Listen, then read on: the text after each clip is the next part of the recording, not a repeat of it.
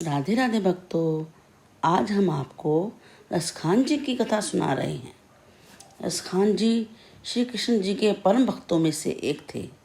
वे जाति के मुसलमान थे, किंतु एक बार जब वे काबे की यात्रा के लिए निकले तो किसी ने कहा, रास्ते में वृंदावन पड़ता है, वहाँ मत जाना, वहाँ एक भूत है जो सबसे चिपट जाता है फिर छोड़ता नहीं है। उन्होंने कहा, मैं तो मुसलमान हूँ, किसी से नहीं डरता। जब रास्ते में वृंदावन आया तो उन्होंने सोचा, यहाँ रुकने में कोई बुराई तो है नहीं, जब मैं किसी से नहीं डरता।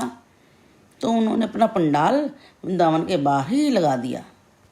तब इनके पूर्व जन्म का कुछ ऐसा पुण्य उदय हुआ कि स्वयं श्री कृष्ण भगवान ने मस्तक पर मोर मुकुट धारण करके, गले में बनमाला पहने, पीताम्बर ओढ़े, एक हाथ में बंशी, दूसरे हाथ में लकुटी लिए हुए, समस्त अंगों में शोभायमान आभूषण पहने हुए ऐसे मनोहर रूप को इनको दर्शन करा दिए।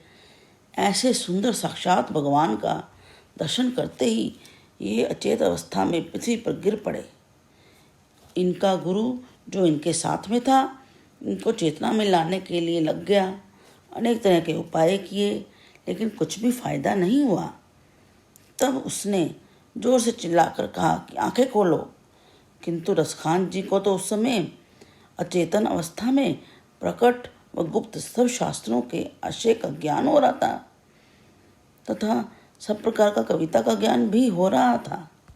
उस मनोहर मूर्ति का ध्यान अंतःकरण में रखकर सब रूप कविता में वर्णन करने लगे और फिर बोले कि आंखें क्या खोलूं, वह मनोहर श्याम तो मेरे हृदय में बस गया है।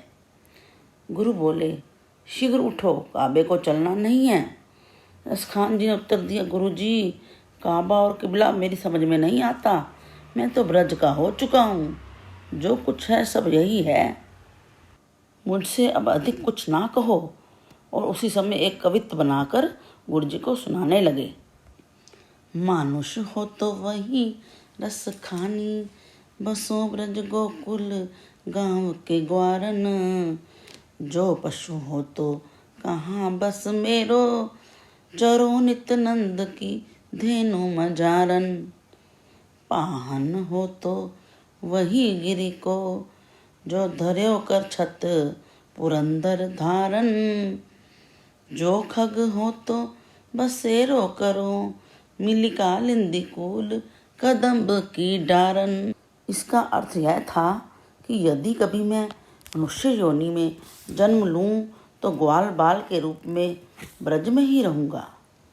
यदि पशु योनि में जाऊं तो नंद बाबा की गायों के संग चरूंगा।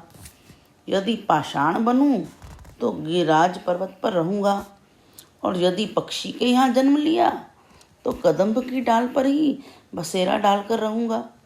अर्थात चाहे जिस योनि में पड़ूं, प्यारे ब्रज को नहीं छोड़ूंगा।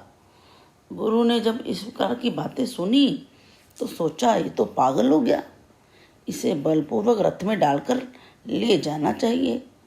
गुरु का ऐसा विचार समझकर खान जी तत्काल वहां से भाग गए और किसी सघन वन में जाकर छिप गए।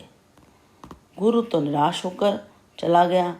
इधर रसखान जी ने वृंदावन में वास करके भक्ति पूर्वक भगवान के चरित्र के हजारों कवित्त बनाकर भगवान को भेंट किए और वैष्णवी वस्त्र धारण करके बहुत सी माला पहन लेते थे। जब कोई इतनी माला पहनने का कारण पूछता तो उत्तर देते कि माला पहनने से घोर पापी मनुष्य भी संसार सागर से तर जाता है, और जो छोटे पत्थर के समान हैं उनको तो एक दो माला बहुत है, किंतु मेरे जैसे बड़े पत्थर को तो बहुत सी माला पहननी पड़ेगी, तभी उद्धार हो सकता है। Hare Krishna Krishna Krishna Hare Hare, Hare Ram Ram Ram Hare Hare. Please like, share and subscribe.